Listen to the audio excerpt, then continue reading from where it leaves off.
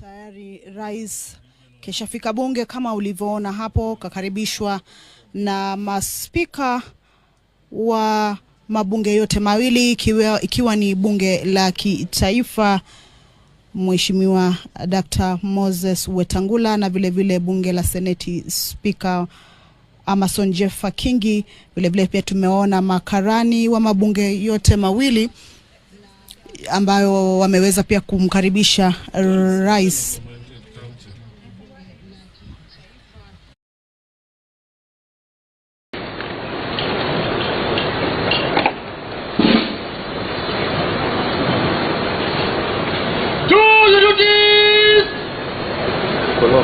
On the left, great march.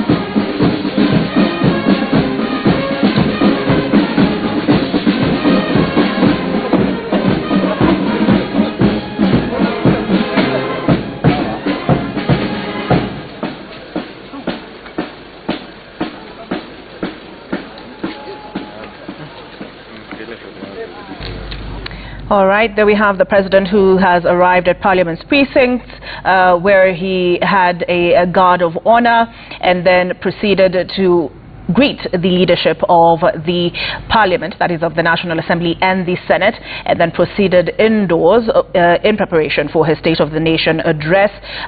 We do have Emmanuel To on the ground. Emmanuel To, procedurally, protocol-wise, customarily, what is the president doing now? Is he going straight into the chamber, or will he go and sign a visitor's book? What happens? Well, definitely, as you have already put it, the president is actually walking into the House now to address the bicameral House, which is the members of the National Assembly and the Senate. So we'll have the speakers, of course, the normal procedure of the House they will be addressing before they now usher in the president to give his speech, the State of the Nation address. And of course, Leto, it is going to be, I don't want it to be long, because the president has taken about 1 hour 30 minutes before. How long do we expect the speech to last today? We are not able to say how long the speech will be, because that is dependent to what exactly the president will be addressing in his speech. But of course, already we have seen him perusing that particular document and the speech in State House. We've seen a couple of photos there coming from State House in terms of what the speech. We've seen there State House spokesperson Hussein Mohammed there with the president. We've seen also members of his cabinet there trying to do a final perusal of the speech that we expect him to deliver before the bicameral House. And of course, Emmanuel To, we expect him to speak loudly with regard to the country's external debt. We expect him to speak boldly with regard to taxation, governance, national security, and the state of the economy. And of course, the pillar projects of the Kenya Kwanza administration, that is the affordable housing as well as the social health authority, SHA, that yesterday we've seen the Council of Governors raising pertinent issues with regard to the rollout and the achievement of the universal health coverage in the country. Definitely, Leto. And of course, we also expect the senior sergeant, or rather the chief sergeant at arms, Aloisio Nteperu Lekulo, who's actually served for the past 19 years in Parliament, to do his last duty today. I think we'll see him carrying the mace, the ceremonial symbol of power here in Parliament. And of course, there's so many leaders already sitting in the House awaiting that session to begin. And of course, as you have already put it, Leto, we've seen members of Parliament from both divide coming in, including those who are opposed to this government. Absolutely. Some of them actually coming in. Do we expect to see anything unusual from them? Because there was a time they walked out of the president.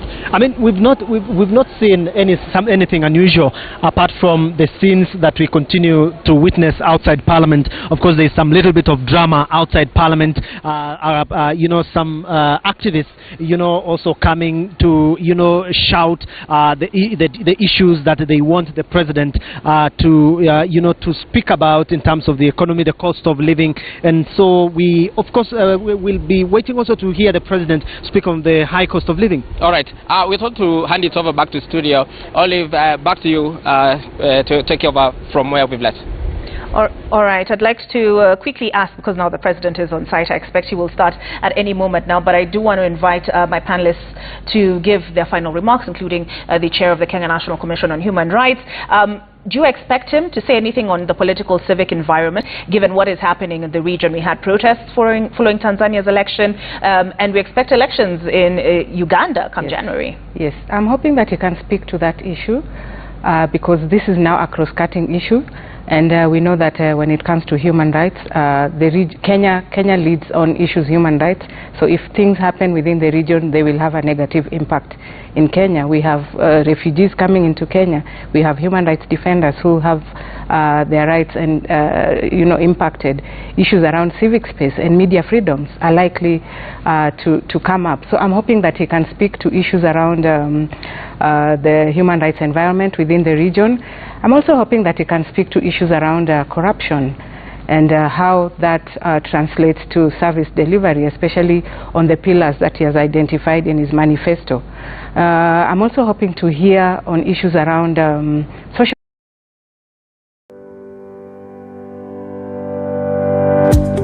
Unahitaji spare parts halisi za pikipiki kwa bei nafuu? Tembelea Baba Robi Motorcycle Spares, ipo karibu na kanisa la Orthodox opposite Kakuma Lokichogyo Stage, ndani ya Kakuma Town, Turkana ya Magharibi. Tunauza spare parts original kwa aina zote za pikipiki. Tuko wazi kila siku ya Jumatatu hadi Jumapili kuanzia saa 12 za asubuhi hadi saa 12 jioni. Unahitaji bidhaa kuletewa hadi ulipo? Usiwe na shaka, tunakuletea popote ulipo. Piga simu sasa. Nambari hii 0742753130. Kuna spare parts za original za TVS ka General. Kuna pia hizi za different companies kama Kefla, Yog, Ocelot. Tuna kila kitu, matairi, MRF. Hizi Safana, kuna Double Life za nyuma na za mbele. Oil tuko nayo, Honda Oil, Motorola, Shell Advance, Sprockets, Blocks, cylinder blocks, grand shaft pia tuko nazo, zote vitu zote tuko nazo hapa. Hakuna ile utakosa hata moja. Pia tunayo ya urembo ya pikipiki yako, tunarembesha pikipiki yako. Kuna hizo spotlight, unaangalia mwangaza vizuri kwa barabara. Pia hizo ya madoido, pia maradio tuko nazo, aina zote tuko nazo. Mimi ninawakaribisha kwa spare part yangu Turkana West, kwamba marafiki na mandugu, kwamba mimi kama Baba Robi ninawakaribisha kwa spare part. Tunauza retail, tunauza pia kama wholesale, na tunaomba watu wa Turkana West wote tunawakaribisha kwa hili duka, na sisi sote kama jamii, kama marafiki, kama wakazi wa Kakuma na pia kama Turkana mzima, nikipenda kuwaomba wote kwamba kwa jinsi hii mmetuchangia kwa muda mrefu, mmetuweka jinsi tuko, kwamba pia bado tunawasi nini kama wadosi wetu, kama matajiri wetu, nini ndio mnatuajiri. Bodaboda wote wa Turkana West tunataka kuwapatia bongezi, kwa sababu bila nyinyi hatukekuwa, na ndio maana leo tunataka kufanya spare kwa bei ile najua kwamba tutaweza saidiana. Mimi sina uwezo yote, lakini kwa sababu mimi ni marafiki yangu, mandugu zangu, na every time mnanipenda jinsi niko, na ndio bado ni mawaita kwamba karibuni nyote kwa spare ya Baba Robi. I also have an issue with 215568. Hiyo ni namba yangu ya simu. Tembelea duka la Baba Robi Motorcycle Spares lililo mjini Kakuma.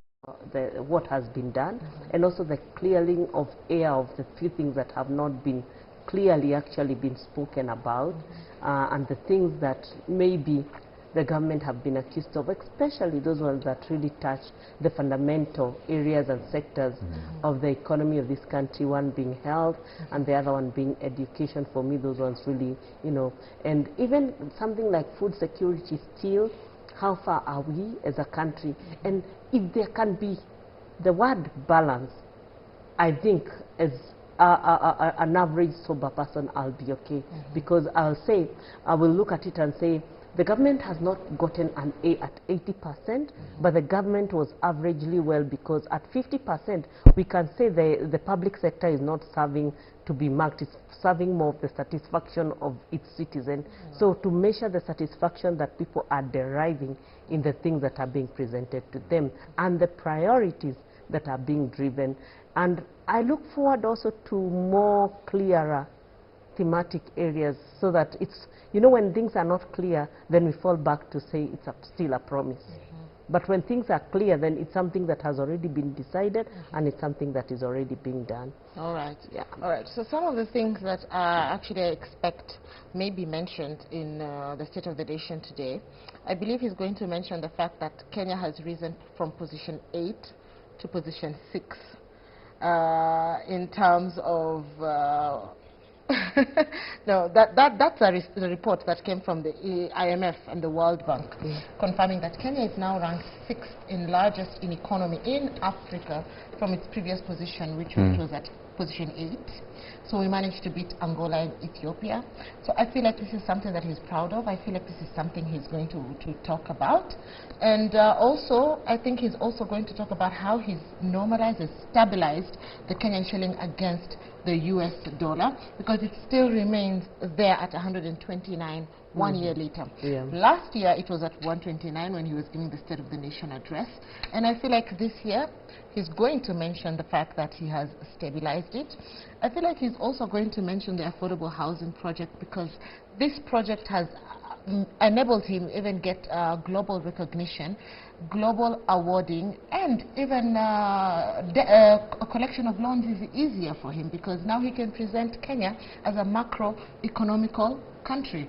And at the end of the day, people will still feel like he's talking about the economy on a global scale, but it doesn't translate to the local mwananchi, such that the discrepancy between macro and microeconomics come into play. So a macroeconomic in Kenya right now, somebody who is operating a large conglomerate or a company, they're probably seeing their returns. But somebody who is operating a small business, a mama mboga, somebody who has an M-Pesa shop, they're probably telling you that it's much harder now than it was before. I'm also hoping that he's going to speak much clearly about the issue of privatization, because that area is quite vague, as we've discussed it here. It's not very clear. We just know the bills were ascended into law. They were ascended at a very controversial time, and much of the information on how it's going, those are just some of the things that I have a feeling he's going to talk about today. Watching from home, that on your screen is inside Parliament buildings, and the President of the Republic of Kenya, William. Minute from now, the national anthem and the East African anthem have already been played, so we're just waiting for them to organize themselves and have the President of the Republic of Kenya give his State of the Nation address. Joshua and Ruth have been my guests today. It's been an honor having you here on the show. And Gen Zs out there, I hope they watched you, and I hope they feel like you have represented them enough. Perhaps if there's something you want to talk to your Gen Zs, now would be the time. Yeah. There's the politics that is going on to my fellow Gen Zs, but we also have our interests as a generation and as a people. So we have to, just as politicians are very selfish with themselves, we also have to be very selfish with ourselves and support that which support our cause. It is a time that we register as voters, because 2027 is near, and we shall not want to regret again not having elected a government of our choice. So the President is coming in now, Joshua. All right. That is the President who is walking into, just about to give us the State of the Nation address 2025. So let's listen in. Headed straight to the National Assembly chambers, where the State of the Nation address will take place. The President all smiles, accompanied by the Clerk of the National Assembly, Clerk of the Senate, the Speakers of the National Assembly and the Senate, and Chief Sergeant at Arms. It is a very important occasion in the Parliament calendar, and leading from the front is the top leadership of Parliament. On your screen, on the walls, are portraits of former speakers The portraits are on display, and those who have been fortunate enough to visit the Parliament buildings, those are some of the things that you will see. And there the President stepping into the chambers, making the long walk to the front. I will now hand you over for this live broadcast of the joint sitting of Parliament, where the President will be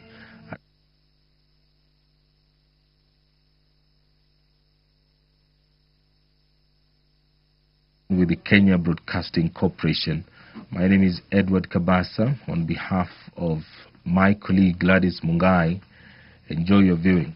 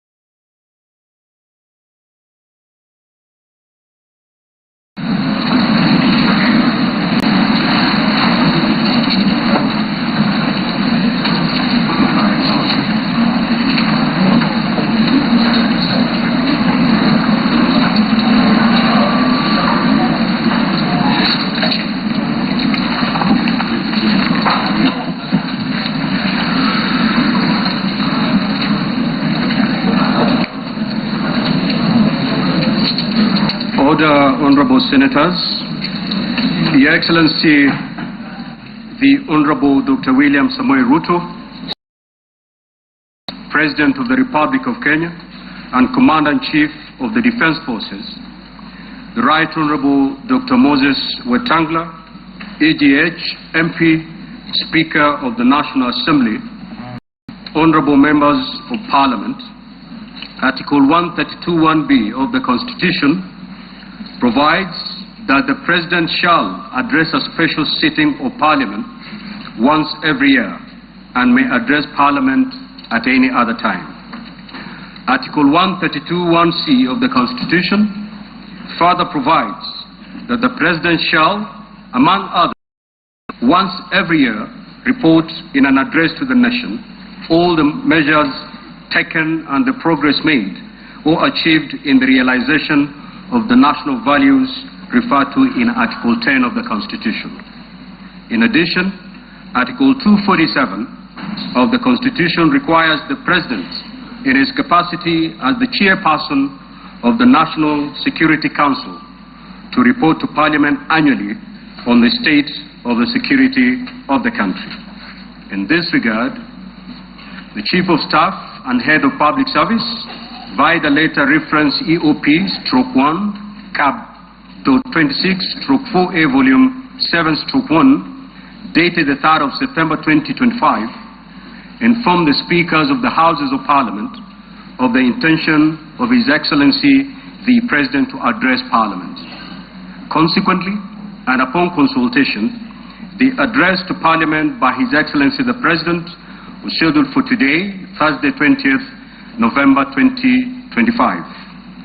Pursuant to Standing Order 25-2 of the Senate Standing Orders, I notify honorable senators of the place, date, and time of today's special sitting via Gazette Notice number 16/518, which was published in a special issue of the Kenya Gazette on Wednesday 12th of November 2025.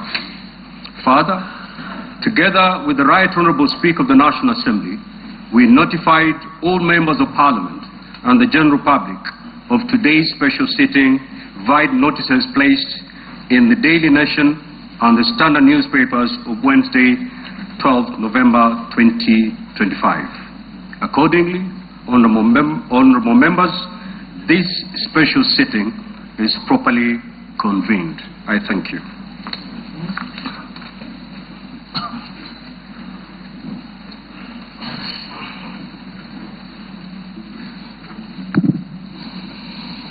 Your Excellency, Honorable Dr. William Samoei Ruto, CGH, President of the Republic of Kenya and Commander-in-Chief of the Kenya Defense Forces, the Right Honorable Amason Kingi, EGH MP, Honorable Speaker of the Senate, Honorable Members of Parliament, members of the Diplomatic Corps, distinguished guests, ladies and gentlemen.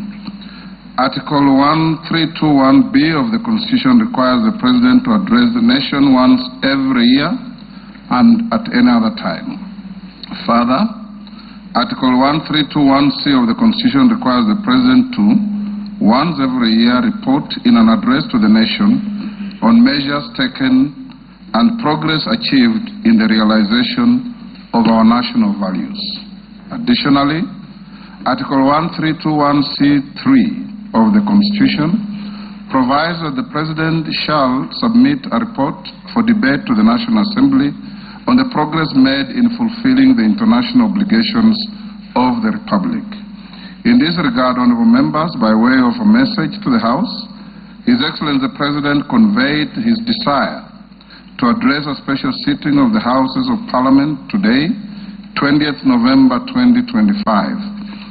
Therefore, pursuant to the provisions of Standing Order 22 of the National Assembly Standing Orders, by Gazette Notice number 1651, which was published in the Kenya Gazette on 12th November 2025, and indeed as also notified to all members and the general public by way of newspaper notification published on 12th November 2025, I gave notice of this special sitting of Parliament to the members of the National Assembly.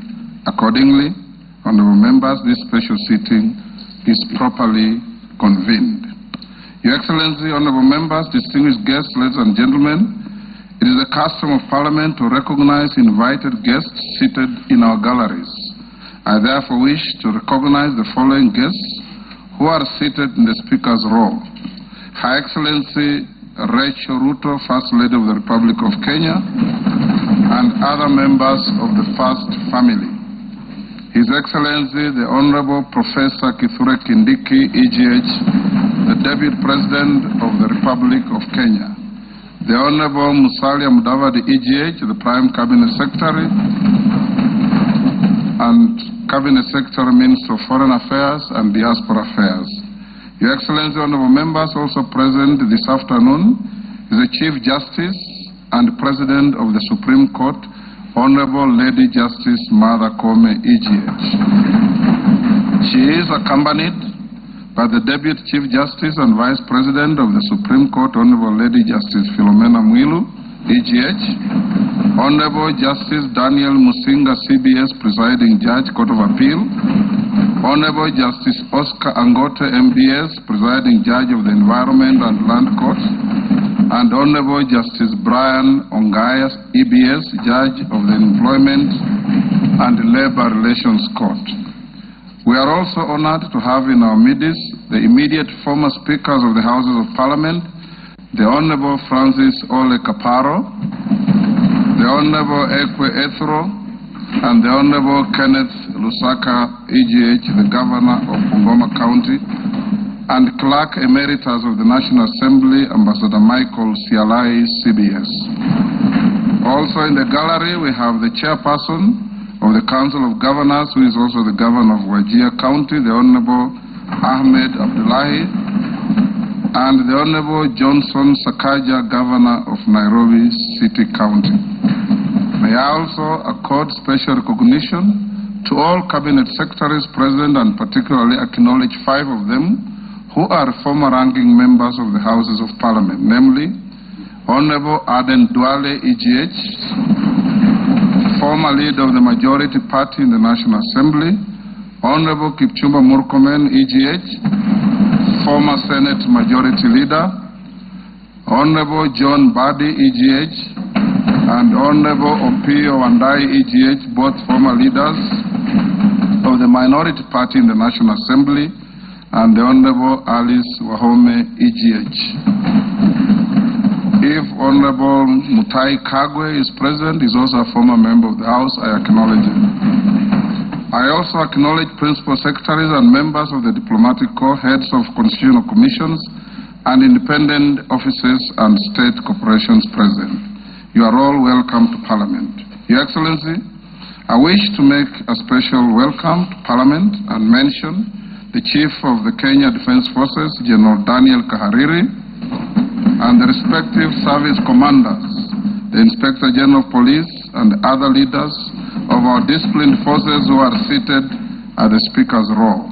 Parliament deeply appreciates your outstanding contribution to the national defense, security, and distinguished service to our nation. To all invited guests, we say, Karibu Bunge. Your Excellency, honorable members, distinguished guests, ladies and gentlemen, I wish to draw your attention to the officer standing to the right of the chamber in green. He is the Chief Sergeant at Arms of the National Assembly, Mr. Aloisio Lekulo, OGW.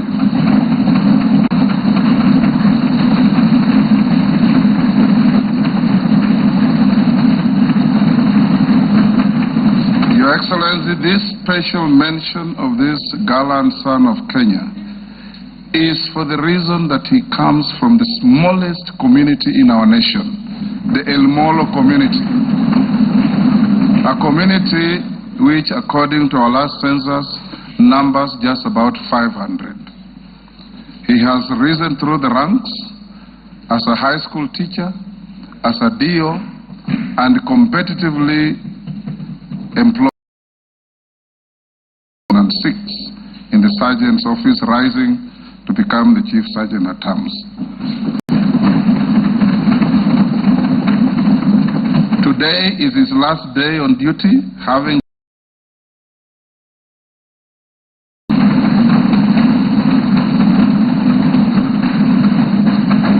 the National Assembly, the special session where we pay tribute to him and we thank him for the distinguished service he has rendered to the nation and wish him well. Your Excellency, honorable member, singular honor and privilege to invite His Excellency the President of the Defense Forces to address this special meeting of Parliament. Your Excellency, you're most welcome.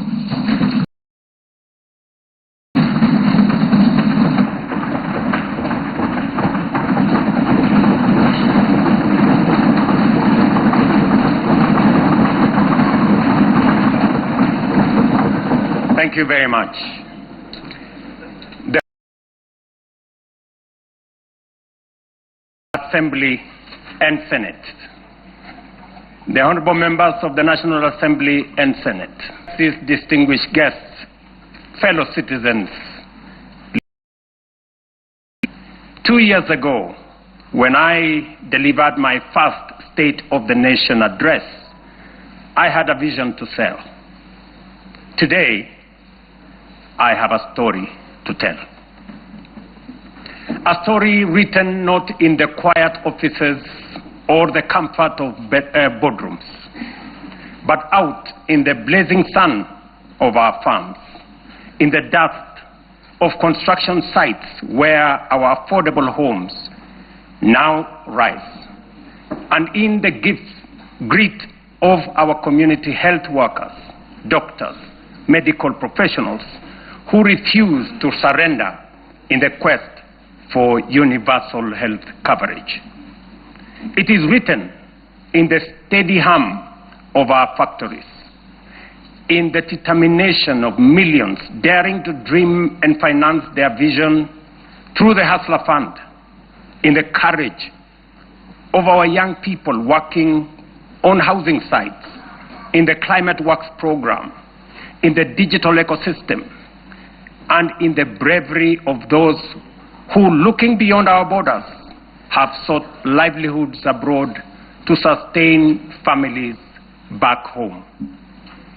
A story of sacrifice, a story of sweat, a story of progress that has not come easy.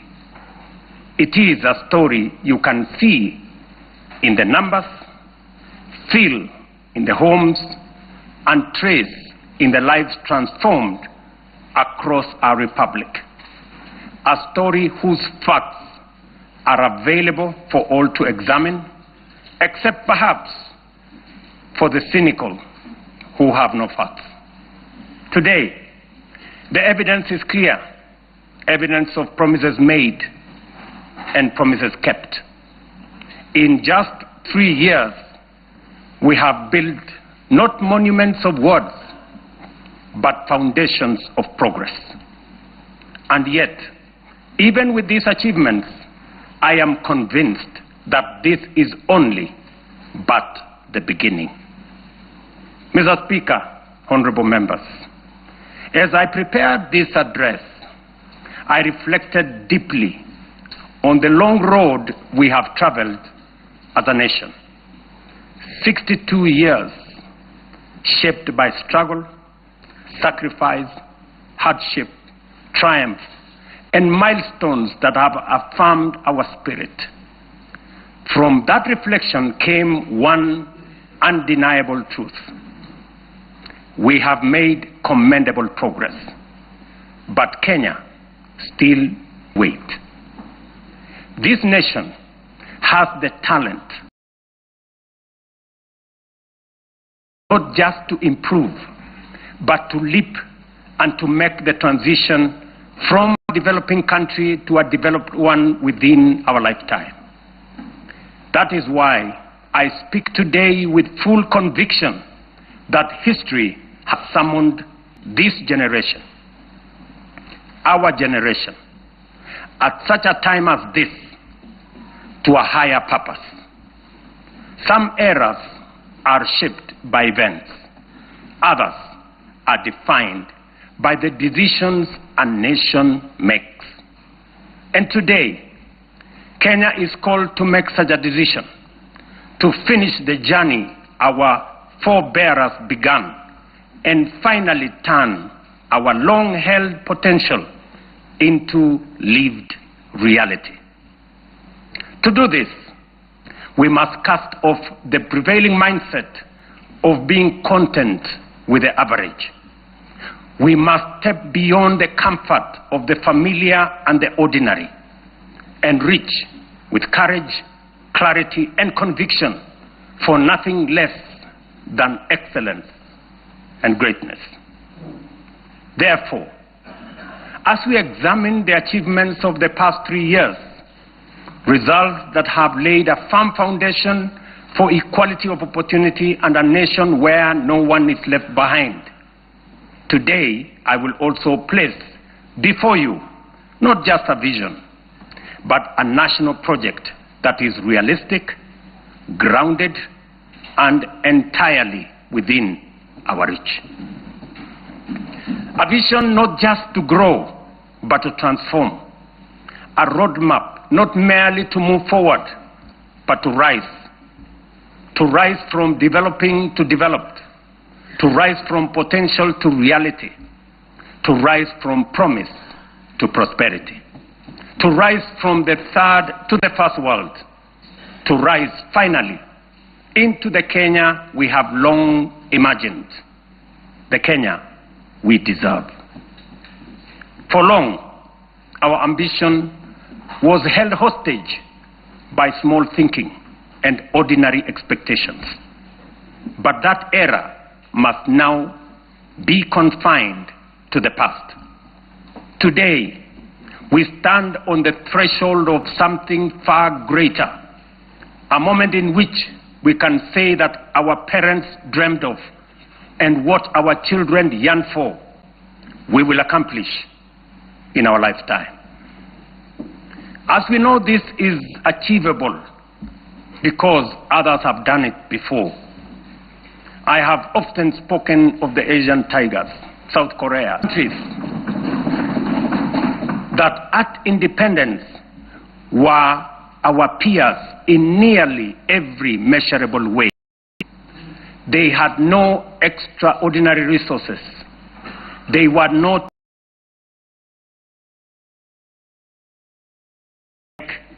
bold, disciplined, deliberate choices.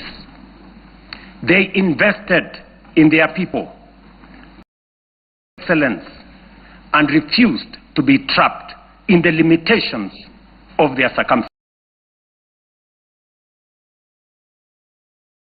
with mediocrity. Today, we stand as first world economies. If they could rise, so can it can. Let me repeat. It can be done. Later in this address, I will prioritize to move Kenya. I say all this not as a personal, but as a recognition of what we have achieved together. The Kenyan across all political formations. Honorable members, we have agreed sometimes, and at times those disagreements have carried great cost.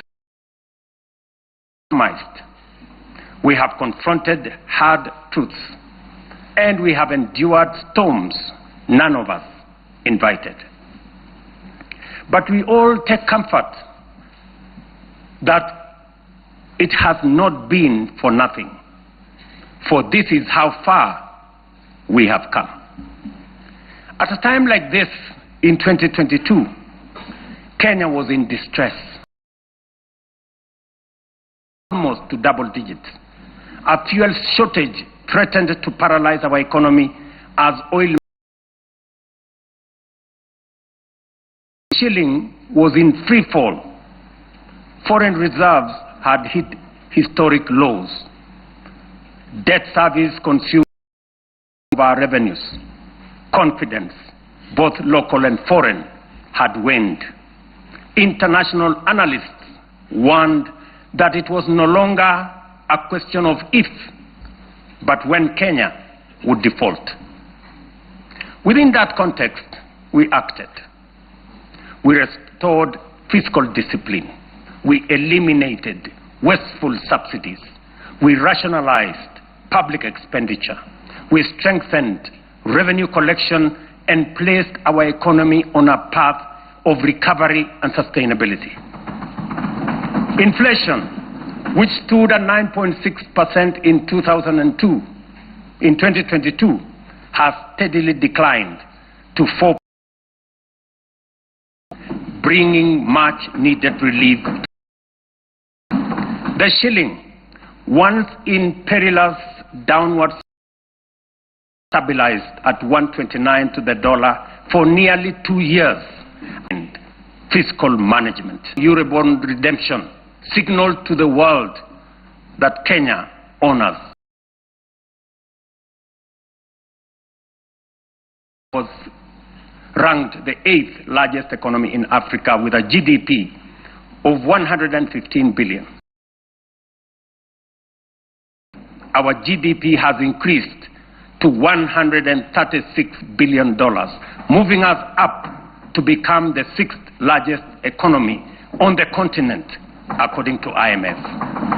It is the product of deliberate choices, disciplined execution, and strategic reforms that have strengthened our economy and unlocked its potential. Our foreign reserves have surpassed $12 billion, the highest in independent Kenya. This has restored our economy from external shocks and restored investor confidence. This week, 14 of the world's leading financial institutions, including Citigroup, JP Morgan, Standard Chartered, and Goldman Sachs, projected that Kenya's economy will expand by between 5 and 5.8% in 2026. This confidence is anchored in solid fundamentals: lower credit costs, rising exports, improved household spending driven by low inflation, and a broadly stable macroeconomic environment. Standard & Poor's has upgraded Kenya's sovereign credit rating from B- to a firm B, our first upward revision in many years, signaling renewed international confidence. This upgrade lowers our risk profile, attracts more investment, and reduces borrowing costs for both government and the private sector. Fellow citizens, our foreign direct investment has more than tripled from $463, or about 60 billion shillings in 2021, to $1.5 billion, almost 195 billion Kenya shillings in 2024.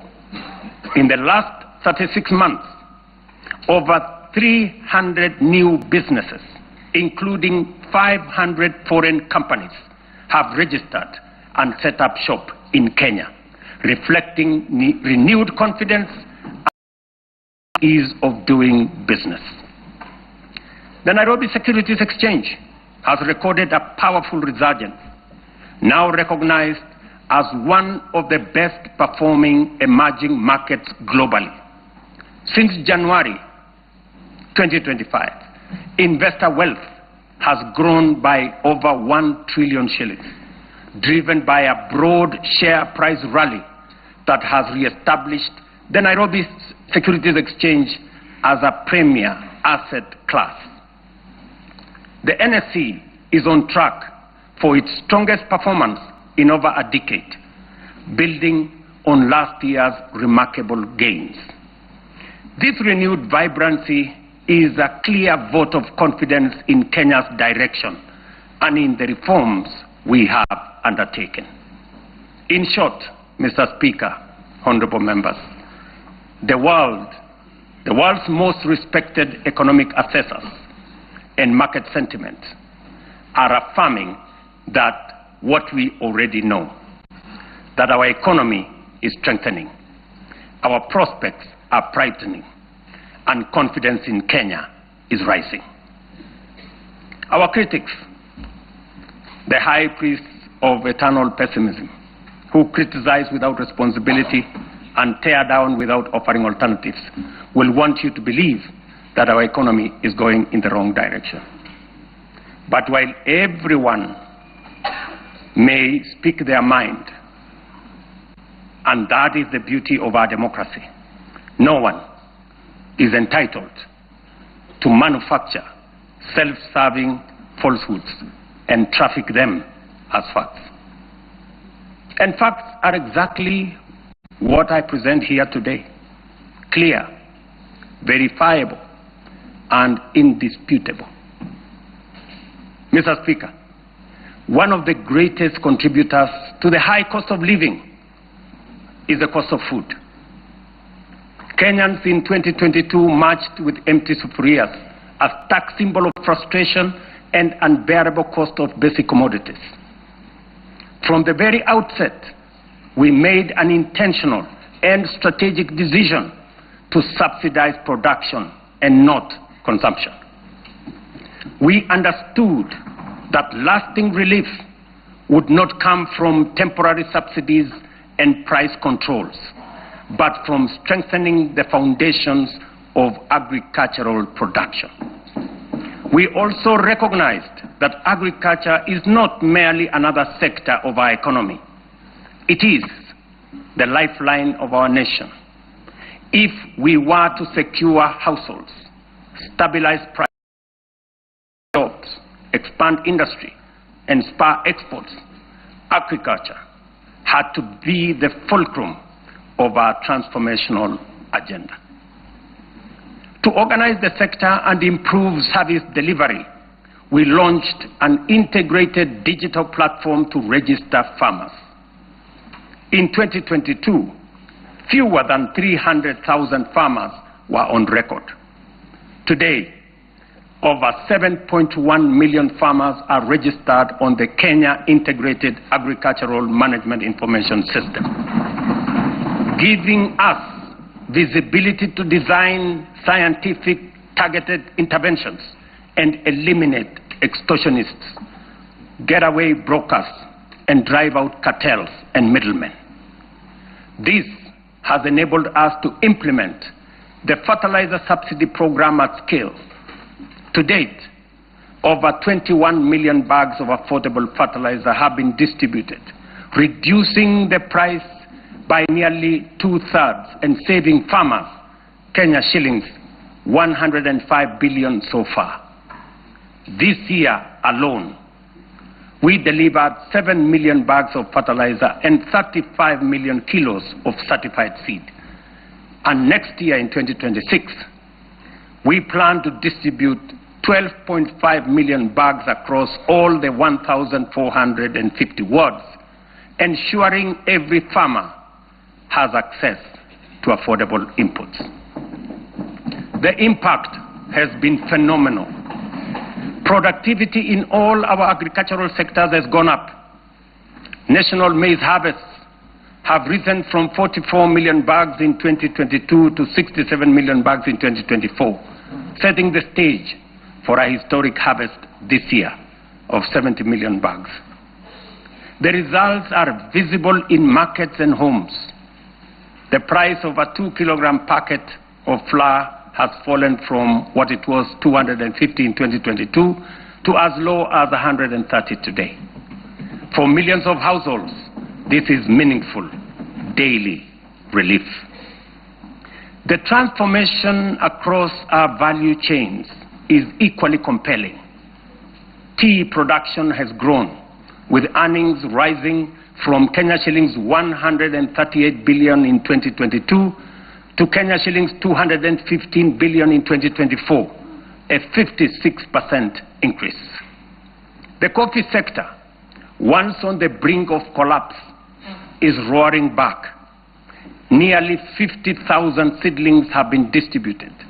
Earnings have risen from an average of Kenya shillings 70 per kilo to now between 120 and 150 shillings per kilo. We are on track to increase exports from 48,000 metric tons to 60,000 metric tons this year, and projected to reach 150 million tons in 3 years' time. Edible oils acreage under production expanded by 90% between 2022 and April 2025, cutting the edible oil import bill by 17 billion in 1 year. By 2027, we aim to halve this bill, saving Kenya nearly 60 billion in foreign exchange. Cotton production has nearly tripled. Cashew nut yields have grown following the distribution of 900,000 seedlings, and so has coconut output after the provision of 1 million seedlings. The sugar sector, long troubled, is now stabilizing. Area under cane is up by 200,000 acres. Production has surged 76% to over 815,000 metric tons. Imports are down 70%. To secure this process, we have leased Nzoia, Muhoroni, Soni, and Chemelil factories to competent private sector operators. Our livestock value chain is rising. Leather exports are up 56% to Kenya shillings 2.5 billion. Local shoe production now exceeds 11 million pairs, and meat exports have grown 45% to 12.5 billion. In dairy, milk production has surged to 5.3 billion liters, while exports have nearly doubled to 9.4 billion. Dairy farmers' support has enhanced with the installation of 230 new milk coolers. Nearly 8 million animals have been vaccinated, and Kevevapi has produced a record 94 million vaccine doses, which are used locally and also exported to our neighbors in the region. We have reduced the cost of semen from 8,000 shillings per dose. We have enhanced food security,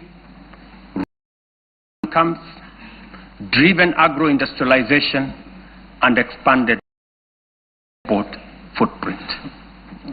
This is the transformation we promised, now unfolding across our nation, fulfilling the national values and principles of sustainable development as required under Article 10 of our Constitution. It is in accordance with this constitutional duty that I report to this House today. Mr. Speaker, honorable members, let me now turn to healthcare, the foundation of human dignity and the heartbeat of every nation that chooses compassion over neglect. Over the last 3 years, we have undertaken the most ambitious transformation of health systems since independence. Reforms rooted in equity, powered by innovation, and guided by a simple conviction that every Kenyan, wherever they live and whatever their means, deserves equal care. 27 million Kenyans are now registered in SHA, more than triple the number ever reached by the former NHIF. This is a demonstration that leaving no one behind was and is not a slogan. It is a promise on course to fulfillment. Additionally, more than 10,000 health facilities across the country have signed in to serve under this new system. But honorable members, real health care begins long before patients reach a hospital. That is why in September 2023, we deployed 107,000 community health promoters, the largest primary health workforce in our history, trained, equipped, and present in every ward in all our 47 counties. Their impact has been extraordinary. Consider 3 statistics. 8.9 million households have so far been visited. 9.9 million diabetes screenings have been done with 134,000 cases diagnosed. 6.5 million hypertension screenings have been conducted with 305,000 cases confirmed. Millions of lives have been touched and thousands saved. This is what equity looks like. This is the meaning of universal health care. This is leaving no Kenyan behind indeed. Behind these numbers stand the community health promoters, quiet, devoted, tireless heroes of this new era. Today, we honor them. We thank them. To them, we say Kenya is healthier because of you.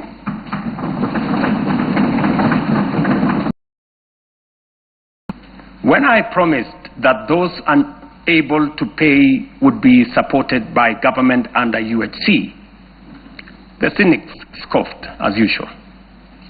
Today, we are paying premiums for 2.3 million vulnerable Kenyans, including orphans, widows, the elderly, and those without income, because for them, healthcare is not a privilege. And I must commend members of this august House who have stepped in to support vulnerable families in this gesture. We are also modernizing hospital equipment through the National Equipment Service Project, replacing the old MES model that burdened counties with heavy upfront costs. For service system, private partners install, maintain, and run state-of-the-art equipment and public facilities. We have overhauled KEMSA to end the chronic crisis, raising medicine availability from 48% to 68%, and to a projected 90% by the end of this year and 100% by March next year. This is more than healthcare reform. It is a long-deferred promise finally taking shape. A Kenya where every confidence, knowing their nation will stand with them in their hour of need.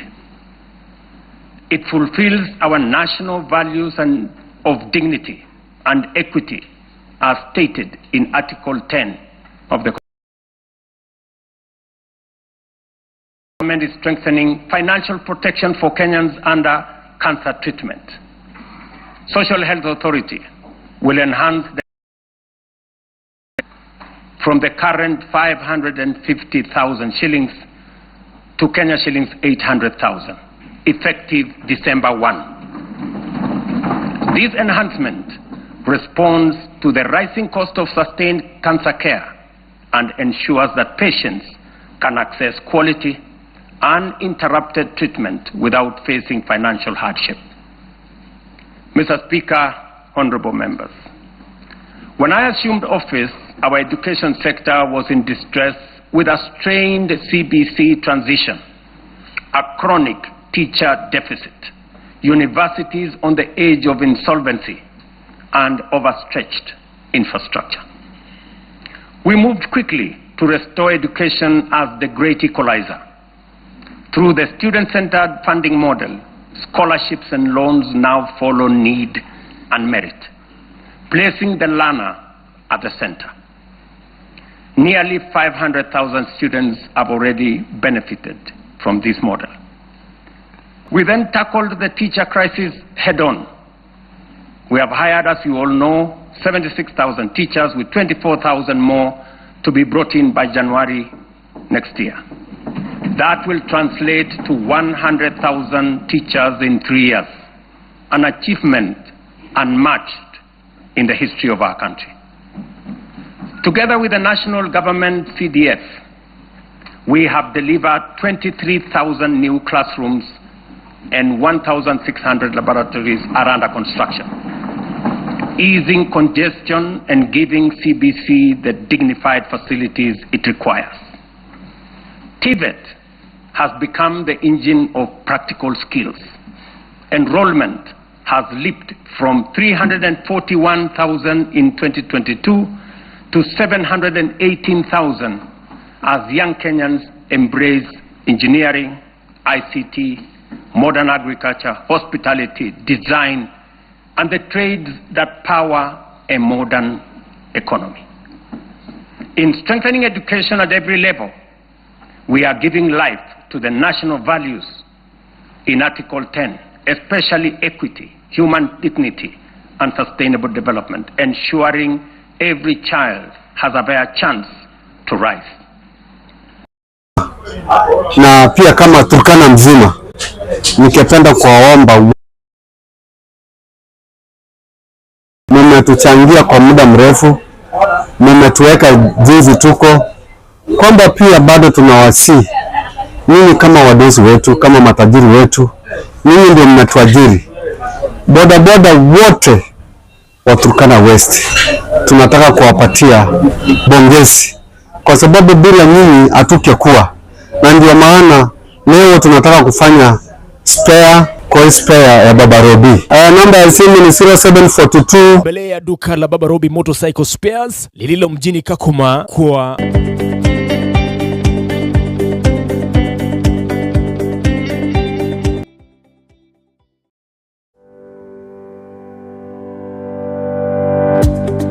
hadi Jumapili kuanzia saa 12 za 2 jioni. Unahitaji bidhaa kuletewa hadi ulipo? Usiwe na shaka. Tuna 2753130.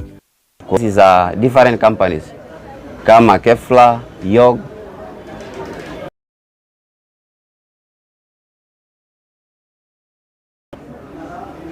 hizi Safana, kuna Double Life za nyuma na za mbele. Oil tuko nayo, Honda cylinder blocks, grand shaft pia kuna. Pia tunayo ya urembo ya pikipiki yako, tunarembesha pikipiki yako.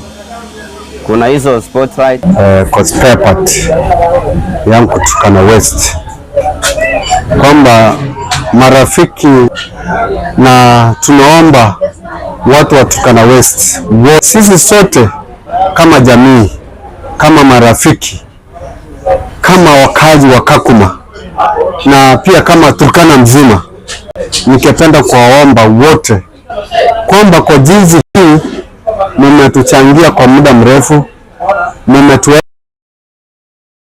kwamba pia bado tunawasi nyinyi kama matajiri wetu, nyinyi ndio mnatuajiri. Bodaboda wa Turkana.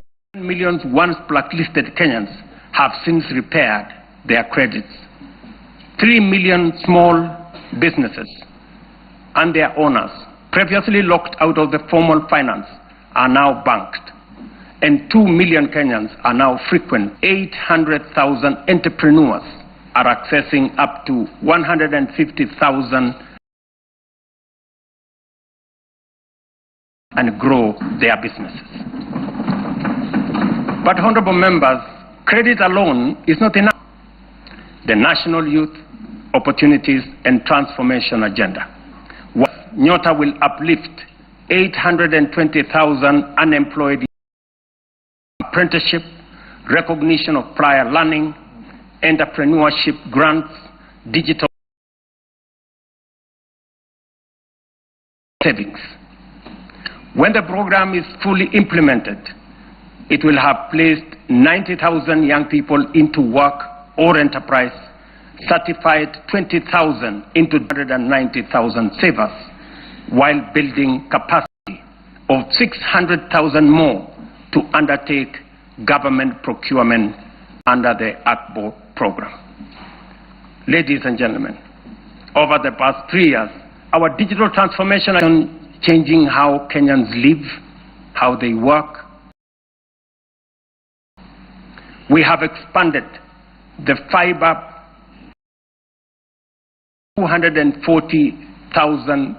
24,000 kilometers and moved from 0 public Wi-Fi hotspots in 2022 to nearly 1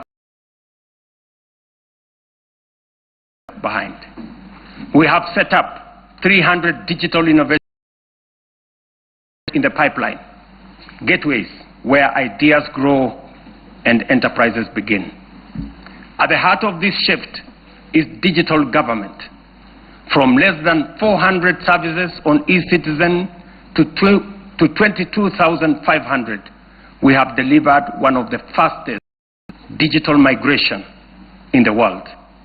Access is easier, efficiency higher, leakages sealed, and corruption pushed out. And as our young people are driving it, nearly 2 million have been trained Jitume and our expanding business process outsourcing sector. To pause, congratulate ourselves, and settle into the warmth of modest progress. But comfort is how nations stall. We will not allow that, and we must not allow it, because this moment demands more of us, more courage, more ambition for the ordinary. As I said earlier, we often speak of the Asian tigers with a reference to poverty to industrial powerhouses, from aid recipients to exporters of world-class goods. And we ask, what secret advantage did they have? History answers us plainly. They had none. Their rise was not magic. It was intentional and crafted through leadership, discipline, strategic investment, and uncompromising rejection of mediocrity. The example of post-war Japan, with barely 2,000 kilometers of paved road, and South Korea, GDP per capita was nearly identical to Kenya's at independence.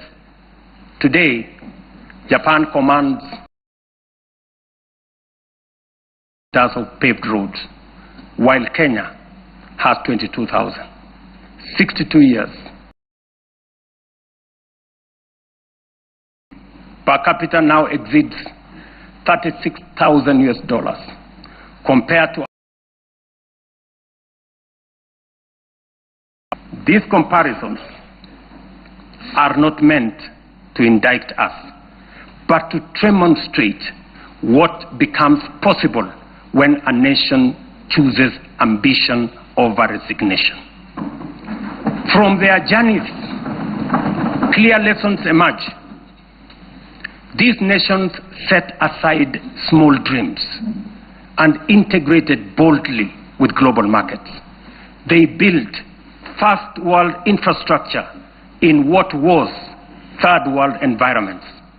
They invested obsessively in their people, the engineers, scientists, innovators, and technicians who powered their ascent. They generated electricity from all sources available to power their enterprise, innovation that led to manufacturing, industrialization, and progress. They simplified investment through institutional reforms that allowed capital, technology, and talent to progress without friction. They prioritized production by planning their industries long before those industries emerged. Critically, they nurtured ecosystems of relentless innovation, giving rise to global giants like Samsung, Hyundai, Toyota, and Sony, companies that began modestly and grew to define modern history. The task before us, therefore, is unmistakably clear.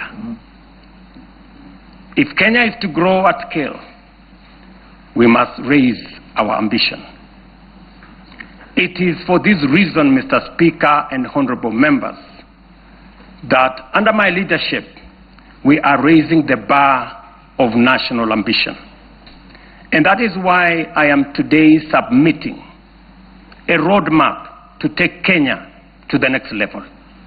We are committing to undertake a minimum of 4 major national. I shall explain. First, we must invest relentlessly in our people, in their education, skills development, scientific training, and innovation capacity. Foundation through the major reforms in the education sector. We have increased the education budget 21 to over 700 billion this year. which has facilitated better infrastructure in our education system, more teachers and trainers, and enhanced funding for our colleges and universities. I have support the urgent need to scale up STEM courses in our education system. Of high-level professionals in science. This structure will also help this ambition a reality. We must fund, scale up, and commercialize innovation to create new companies. We must actualize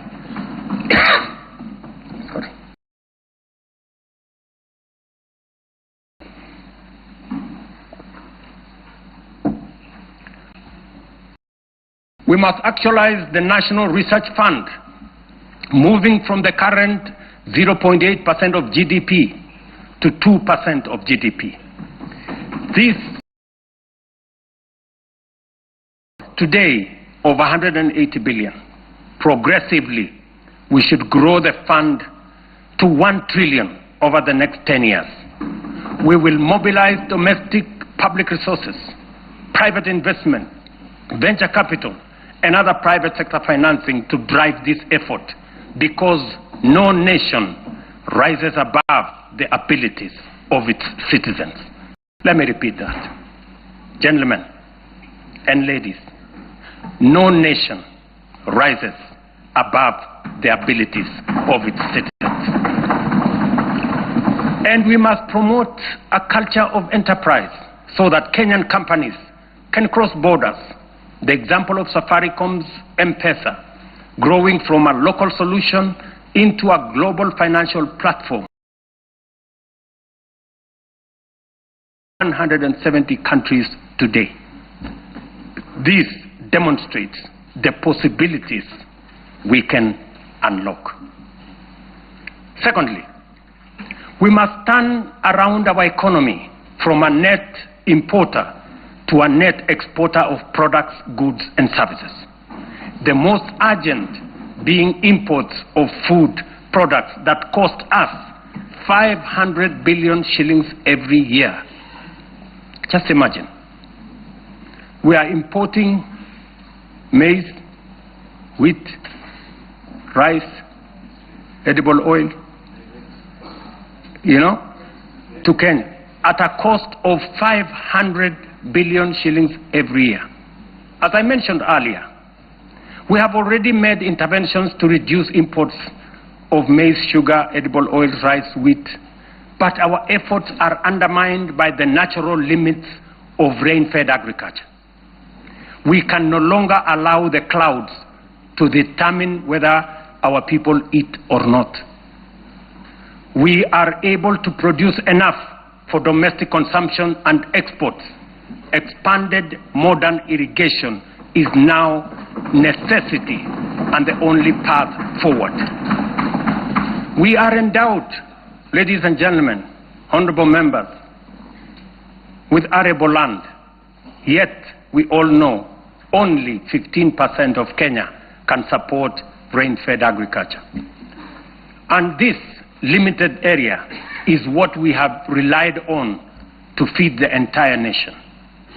While 85% of Kenya does not receive sufficient rainfall, if we harvested and stored rainwater, we can bring vast arable lands in these arid and semi-arid regions into productive use.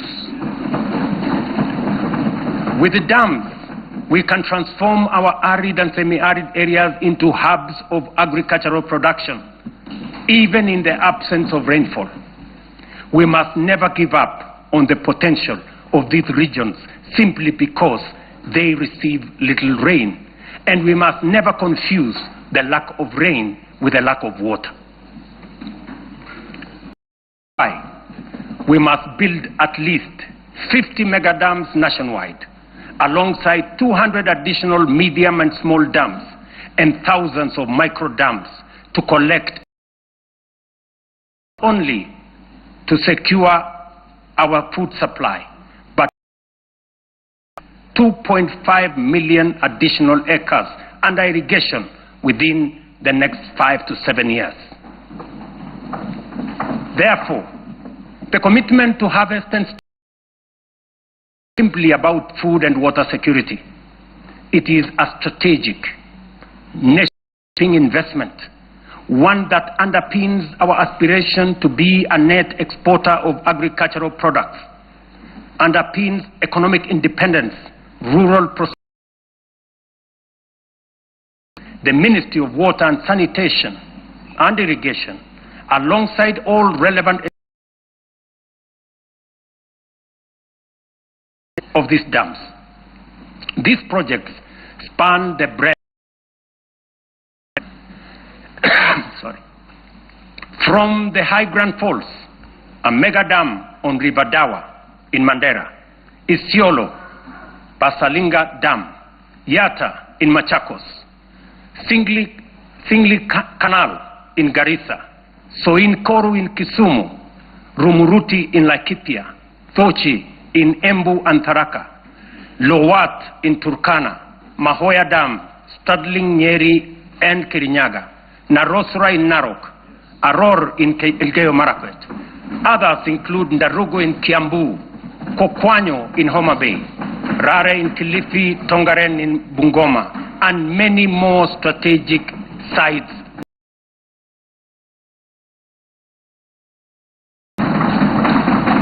Mr. Speaker, expanded irrigation will also and quality of raw materials required for our next frontier, which is agro-industrialization. Irrigation will produce the raw materials, and our SEZ, EPZs, and county aggregation and industrial parks will and global markets. Honorable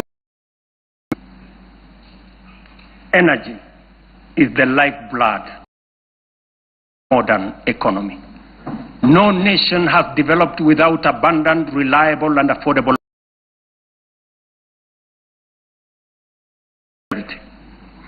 Although we have an installed capacity of 3,000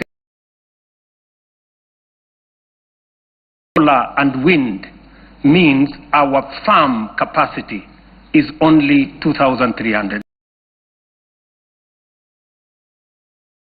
of the present, let alone tomorrow, will require. To drive domestic electrification, industrial manufacturing, e-mobility, green industry, and a technology-enabled future, we must dramatically expand our generation. Kenya is blessed with diverse, largely underexploited renewable sources, including geothermal, solar, hydro, wind, and nuclear. To undertake large-scale value addition, agro-processing, manufacturing and industrialization, sufficient, affordable, and reliable energy is a top imperative. Modern technologies such as data centers and artificial intelligence require large-scale energy supply. To modernize our economy, leverage on technology to create new opportunities, and to turn our agriculture and natural resources into products, manufacturing and industrialization consume many megawatts of energy. As a result, we have to generate an additional 10,000 megawatts in the next 7 years, so as to move our country to the next level and undertake the transition necessary for our growth. Our fourth national priority is transport and logistics. As the region's economic and diplomatic hub, home to the United Nations' largest office and only office in the global south, and the sixth largest economy in Africa, Kenya must maintain world-class seaports, airports, highways, and digital corridors. Efficient transport and logistics are the backbone of our competitiveness. They accelerate national development, connect products to markets, move goods and services, lower the cost of doing business, and will reinforce Kenya as the aviation and commercial capital of East and Central Africa. Us, that nations rise on the strength of transport and logistics. Japan's post-war revival, enabled by strategic road expansion, is a clear example. From only 2,000 kilometers of road, they constructed over 1 million kilometers of paved road in 7 decades. We in Kenya, you know, we have only constructed 22,000 kilometers over a relatively similar period. To scale up, ladies and gentlemen, honorable members, our transport and logistics program, the Ministry of Roads and Transport have already mapped out a comprehensive network of 2,500 kilometers of highway for dualing and to be tarmacked over the next 10 years. We will onboard private-public partnership in the modernization of Jomo Kenyatta International Airport, Mombasa and Lamu airports, and sort out the challenges facing Kenya Airways by next year.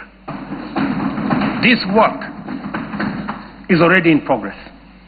Next week, I will launch the dualing of the 170-kilometer Rironi-Naivasha-Nakuru-Mau Summit Road. On the same day, I will break ground on the dualing of the 58-kilometer Rironi-Maimayu-Naivasha road. The gridlock that paralyzes these roads every day, especially on weekends and holidays, will soon, by God's grace, be a thing of the past. Additionally, roads earmarked for dualing include Muthaiga Kiambu Ndumberi, Machakos Junction Mariakani, Mau Summit Kericho Kisumu, Kisumu Busia, Mau Summit Eldoret Malaba, Athi River Namanga, Karatina Nanyuki Isiolo, Makutano Embu Meru Maua, Mtwapa Malindi Mombasa, all the way to Lungalunga, Kericho Kisii Migori Isabenia, and Nakuru Nyahururu Karatina Kisii Oyugis Ahero. The northern bypass, James Kishuru roads, Bomas Karen Gong, and Bomas Ongata Rongai Kiserian, including Gong Isinya and Naivasha to Kikuyu, among many other key corridors nationwide. This infrastructure drive will also include extending the standard gauge railway from Naivasha to Kisumu and eventually to Malaba. And that exercise, ladies and gentlemen, is beginning in January. In just 2 months, we will be beginning that process. Honorable members, estimates indicate that achieving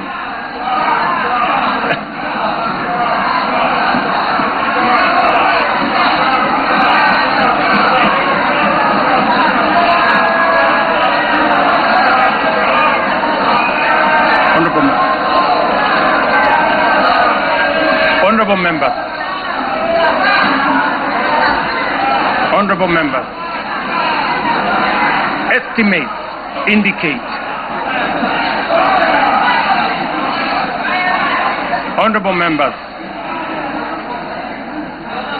estimates indicate that achieving these 4 priorities will require at least 5 trillion. This is undeniably a large sum. Some may see it as unrealistic, even audacious, for a country like ours.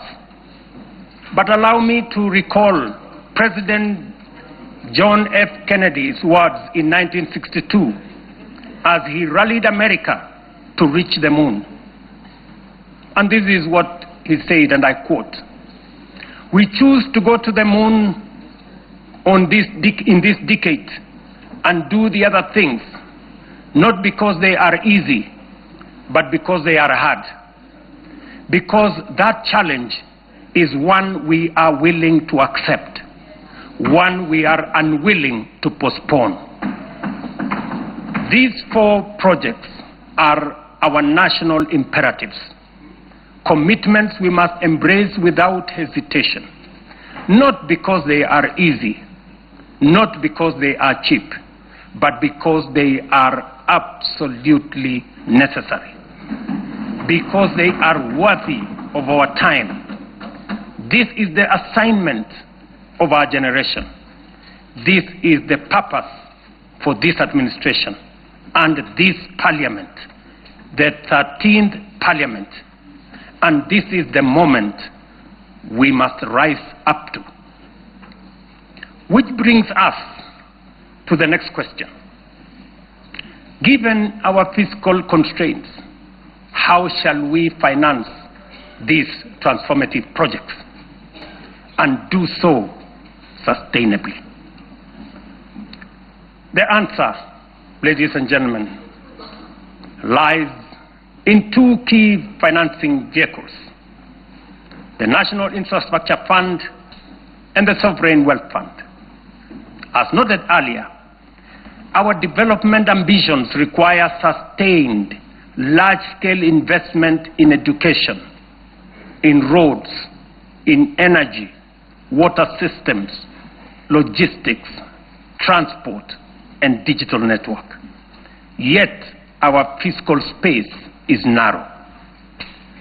We cannot continue funding essential infrastructure through unsustainable borrowing and burdening taxpayers with additional taxes. But neither can we afford to postpone these imperatives without risking our future. There is need to be innovative in the use of our national revenues, or the national revenues at our disposal. There is need to deploy our national assets available to us in creating public-private partnerships that will crowd in the enormous pool of private sector resources available regionally and globally. This is why we will establish the National Infrastructure Fund, whose architecture will be underpinned by the reforms in the Government-Owned Enterprises Bill, passed by this August House, that I will sign into law tomorrow. This fund is the strategic solution that will provide a framework to innovatively scale up our resources to match our ambition. It will fulfill our manifesto commitment to rebuild Kenya's infrastructure while reducing